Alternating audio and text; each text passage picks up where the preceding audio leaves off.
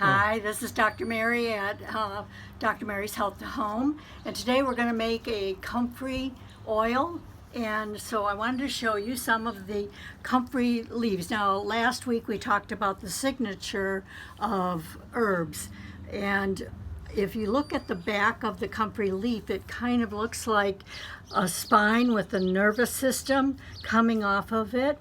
And so the elders used to think, okay, this looks very much like a spine, and they would consider it a good thing for the nervous system as well as the bones. And it turns out that it was a fabulous herb for bones because they used to call it bone knitter.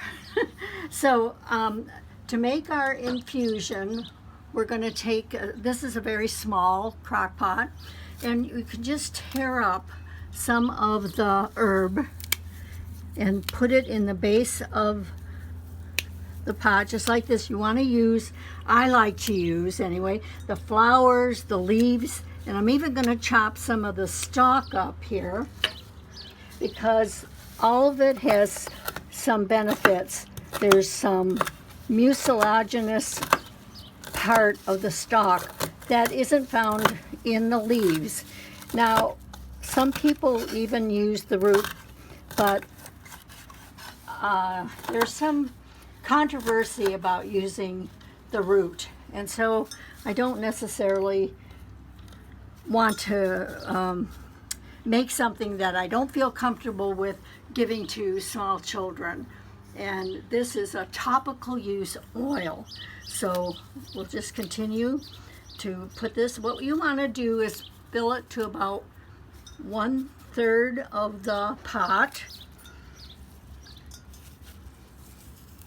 And then what we're going to do is, this is oil, coconut oil, liquid coconut oil has specific antibacterial benefits. And so we want to fill this up and so that we're covering all of the herb. And then we're going to take a wooden spoon and we're going to mash it down, making sure that everything is covered. Now, these comfrey leaves have been sitting out here for about 5 hours, kind of limping or getting limp and drying out a little bit, because if you use fresh comfrey, there's a lot of liquid in the comfrey, and you may have a mold growing in there. I'm also going to make sure with the final part of this, we're going to add silver gel, which is also antimicrobial. Now this is going to go in our crock pot on low, and we're going to leave it on low for about 4 hours. So I will see you after 4 hours. The rest of these comfrey leaves, we're going to make a jar with dried herbs in it. So you want it so that they're crispy. And right now they're just at that limp stage. And so that will take probably as much time as when our crock pot is done. Okay, so now our comfrey is dried, and you can tell it by its crispy sound. You don't want it leathery at all. You do want it as dry as possible. Then you can store it, so you're just going to crunch it up. And you can pound it down and get it as small little pieces, but you don't want any of the stem in this because they don't dry as well.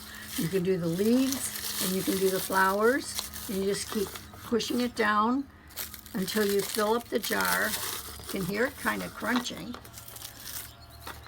On a towel it often tends to stick, but that's okay. You just keep picking it up and filling your jar. And then this can stay in a dark place for a couple of years without noticing. And you can take a bit of it as you need the comfrey. You can then make oil diffusion like we did. And there you go. That's dried comfrey.